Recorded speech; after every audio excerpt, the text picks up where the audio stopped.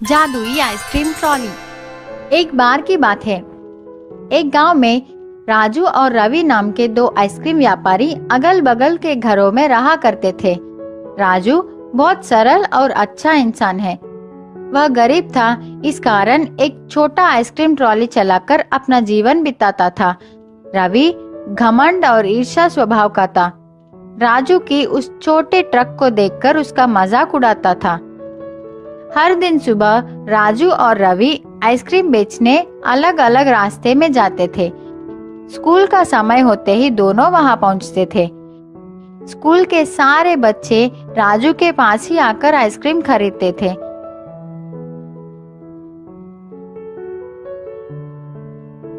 रवि का ice cream trolley तो बहुत सुंदर और बड़ी थी, लेकिन कोई भी रवि के पास आकर आइसक्रीम नहीं खरीदता। उतने में एक गरीब लड़का रवि के पास आकर कुछ खाने के लिए मांगता है। रवि उससे चिढ़कर वहां से चले जाने को कहता है। बच्चा बहुत दुखी हो गया, एक बेंच पर बैठकर भूख से रोने लगा। राजू को उस बच्चे की ऐसी हालत देखकर अपनी बचपन याद आई। राजू की बचपन भी ऐसी ही भी थी, वो भी एक अनाथ था। राजू बच्चे के पास गया, उसे आइसक्रीम देकर खाने को कहा। पूछा, छोटू तुम्हारा नाम क्या है? तेरे कोई नहीं है क्या? बच्चा उदास होकर कहा, मैं अनाथ हूँ, आप मेरा नाम छोटू ही समझ लीजिए। राजू बोला, बेटा मैं तुम्हारा देखभाल करूंगा, तुम्हारी हर जरूरत को मैं पूरा करूंगा, स्कूल भी भेजूंगा, क्या तुम मेरे साथ चलोगे? छोटू बहुत खुश होकर राजू के साथ चला। इसी बीच में राजू अपने ट्रॉली का बात ही भूल गया। गर्मी की वजह से सारा आइसक्रीम पिघल गई। अब राजू भी कुछ नहीं कर सकता। उदास होकर छोटू को भी अपने साथ लेकर घर चला गया। आज तो छोटू आराम से सो गया, लेकिन राजू सोचता हुआ पूरी रात संकट में बिताई। अगले दिन सुबह रोज की तरह राजू आइसक्रीम बेचने अपने ट्रॉली को लेकर तैयार हो गया। छोटू से कहा, घर वापस आते समय मैं तुम्हारे लिए जरूरत चीजें लेकर आऊंगा। ऐसे कहकर राजू सोचता हुआ वहां से निकल पड़ा। राजू को रास्ते में एक मुनि नजर आए। राजू मुनि के पास जाकर प्रणाम किया। मुनि ने राजू से पूछा, क्या समस्या है? राजू बोला, मैं अपने इस छोटे गाड़ी से अब तक जीवन चला रहा हूँ, लेकिन अब तो मुझे एक बालक का भी ख्याल रखनी है। मुझे कुछ समझ में नहीं आ रहा है कि मैं उसके सारे जरूरतों को कैसे पूरी करूं। आप ही इस समस्या का परिष्कार कीजिए। मुनि ने कहा, मैं सब समझ गया, मैं तुझे एक बड़ा जादुई आइसक्रीम ट्रॉली दे रहा हूँ, अब यही तुम्हारी समस्याओं को संभालेगी। राजू खुशी से मुनि को धन्यवाद करके उस ट्रॉली को लेकर चला गया।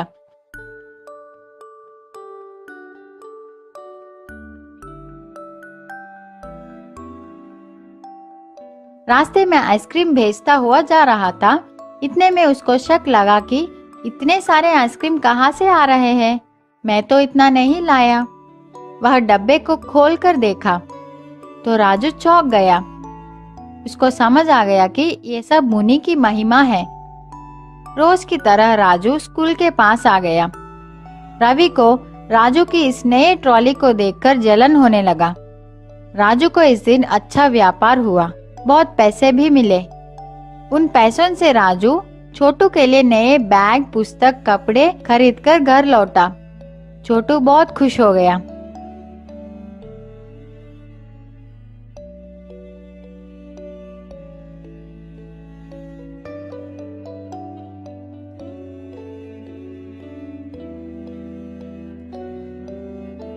अगले दिन राजू छोटू को अपने साथ लेकर स्कूल पहुंचा।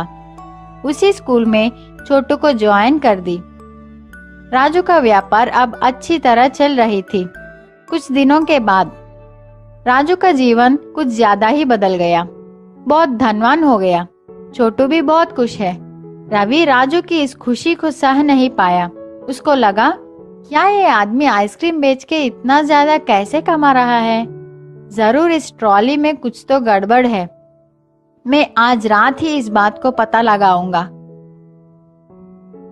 रात का समय, सब लोग सोने के बाद रवि चुपके से राजू की आइसक्रीम ट्रॉली के पास आकर ट्रॉली के अंदर देखा। उसको तो खाली आइसक्रीम छड़ी दिखाई पड़ी, लेकिन शक के कारण रवि एक हथौड़े से मार मार कर उस ट्रॉली का सर्वनाश कर दिया। रवि को लगा कि कोई जाग गया है। वह तुरंत वहां से भाग गया।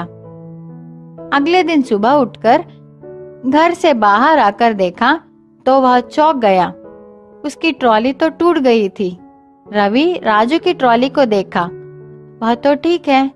रवि अपना सर पकड़कर रोने लगा। सीख, कभी भी दूसरों की खुशी और विकास को देखकर ईर्ष्या नहीं करनी चाहिए। हमारी सोच हमेशा अच्छी होनी चाहिए। अगर हम किसी को अच्छा करेंगे तो वह भी हमारी भलाई ही करेगा।